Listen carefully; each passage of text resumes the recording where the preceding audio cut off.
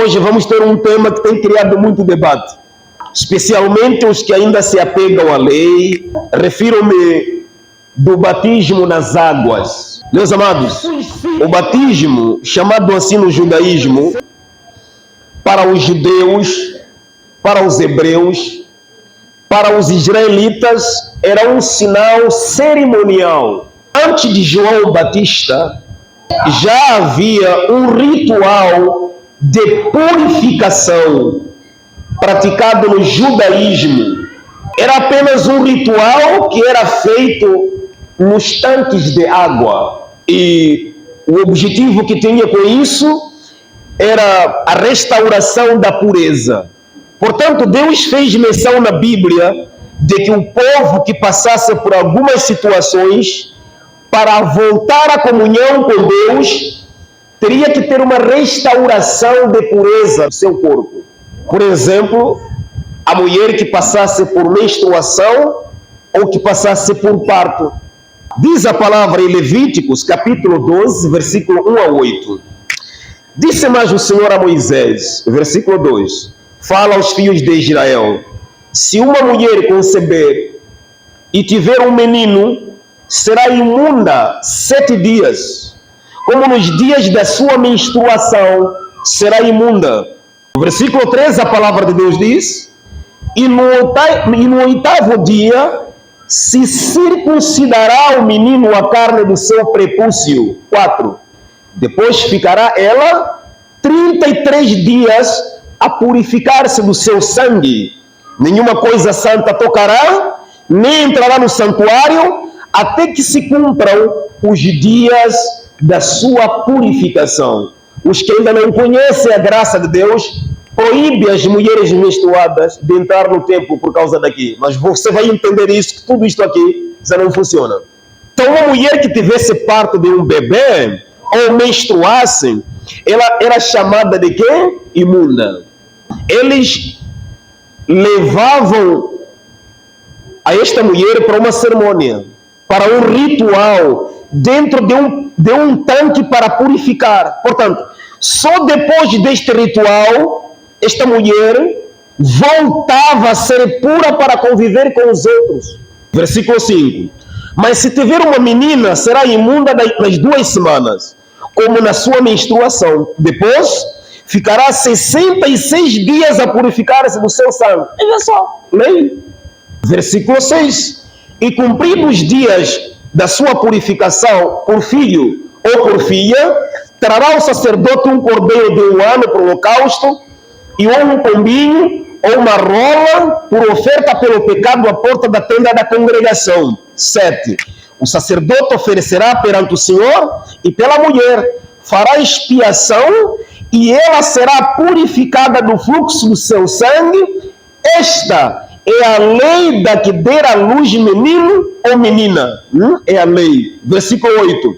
Mas se as suas posses não lhe permitirem trazer um cordeiro, tomará então 2 rolas ou 2 pombinhos, um para o holocausto e o outro para a oferta pelo pecado. Assim, o sacerdote fará expiação pela mulher e será limpa.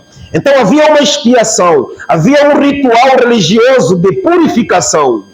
Todas as vezes que a mulher voltava a ter filho, ou voltasse à menstruação, voltava a ser imunda.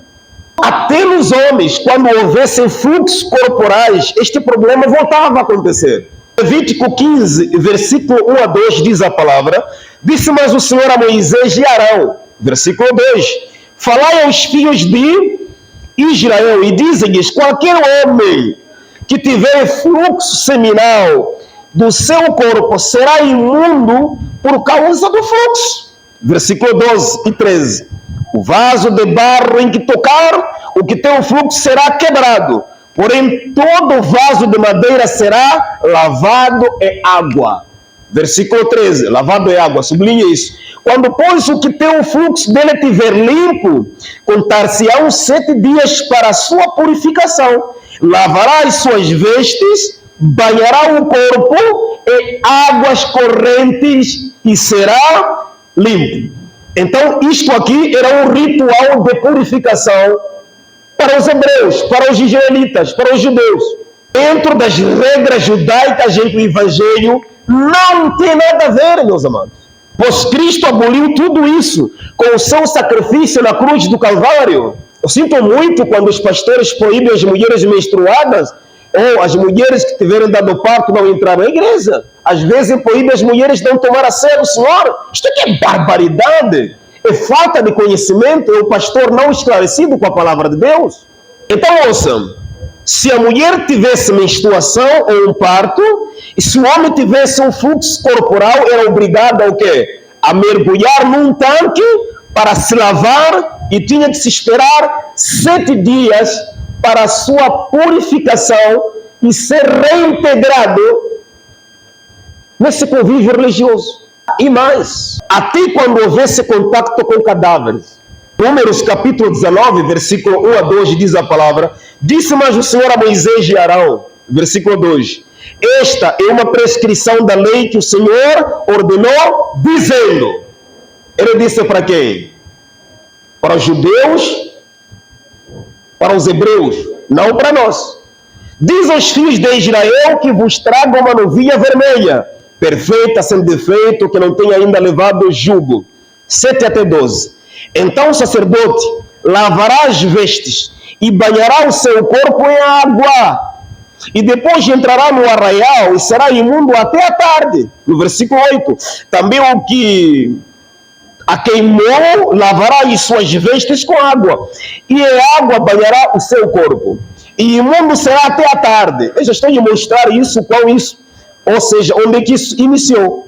No versículo 9. O homem limpo ajuntará a cinza da novilha e a depositará fora do arraial, num lugar limpo, e será ela guardada para a congregação dos filhos de Israel, para a água purificadora, é oferta pelo pecado. Versículo 10. O que apanhou a cinza da novilha lavará as vestes e será imundo até a tarde. Isto será por estatuto perpétuo para quem? Estatuto perpétuo para quem?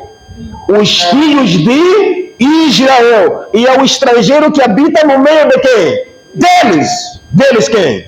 Os filhos de Israel. Versículo 11.